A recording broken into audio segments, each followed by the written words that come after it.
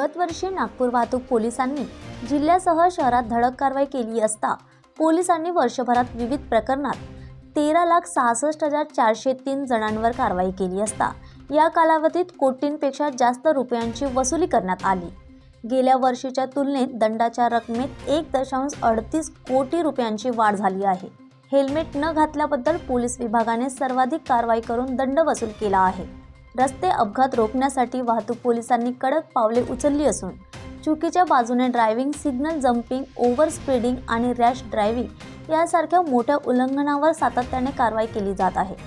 2024 मध्ये हेल्मेट शिवाय वाहन चालवल्यास सर्वाधिक दंड वसूल करण्यात आला आहे। हेल्मेट न घातल्याप्रकरणी 8,92,803 वाहन चालकांवर कारवाई करण्यात आली आहे, जी गेल्या वर्षीच्या तुलनेत 2,50,148 अधिक आहे। बेकायदा पार्किंगचा प्रश्नही वाढला असून एका वर्षात चुकीच्या पार्किंगच्या आरोपांवरून 95,733 वाहन चालकांवर कारवाई करण्यात आली। यापैकी 1,167 वाहन चालकांना नो पार्किंग झोनमध्ये पार्किंग केल्याबद्दल दंड ठोठावण्यात आला आहे।